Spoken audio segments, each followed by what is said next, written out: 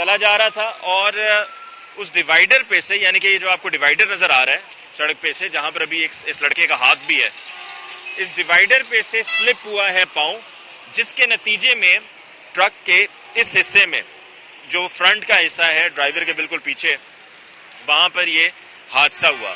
बहुत ही अनफॉर्चुनेट ये इंसिडेंट।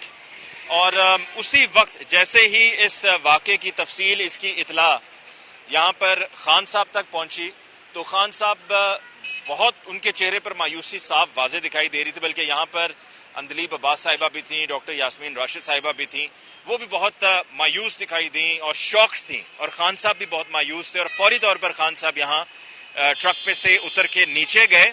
और नीचे सिर्फ इस ट्रक के निचले हिस्से पे नहीं गए, बल्कि सिक्योरिटी की परवाह किए बगैर फौरी तौर पे इस कंटेनर से, इस ट्रक से बाहर उतर गए। और बाहर उतर के जाकर उन्होंने फौरी तौर पर देखा कि यह हादसा हुआ क्या है, उसकी तफसील जानी।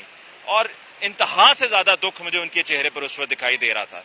और फिर उसके फौरन बाद वहां पर और भी लोग जमा हो गए थे। फिर खान साहब वापस ऊपर कंटेनर पर आए, ऊपर से मुराद ये कि अंदर वाले हिस्से पर आए, वहां पर मुशावरत हुई। और फिर उसके बाद खान साहब ने आकर ये ऐलान किया, जो यहाँ पर लोग मौजूद थे, कि इस हादसे के बाद मुनासिब नहीं है कि हम कंटिन्यू करें। लिहाजा जो आगे का सफ़र था, जहाँ पर मेरी इतलात के मुताबिक बहुत बड़ी तादाद में लोग आगे इंतज़ार कर रहे थे, इस सफ़र को उन्होंने यहीं पर कॉल ऑफ किया। और कॉल ऑफ करते हुए उन्होंने कहा कि ये हकीकी आज़ादी मार्च का सफ़र दोबारा से अगले दिन होगा। तो यानी कि ये वो तफसील है जो मैं आपके सामने रखना चाह रहा था, क्योंकि मैं उस वक्त यहाँ पर कंटेनर पर मौजूद था और मैंने खुद अपनी आंखों से दाएं जानिब इस हादसे को देखा।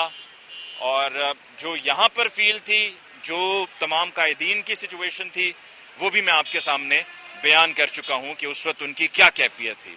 इसके साथ ही जी एक वक्फा लेते हैं, वक्फे के बाद लौट कर आएंगे तो गुफ्तगू के सिलसिले को आगे बढ़ाएंगे। हमारे साथ रहिए।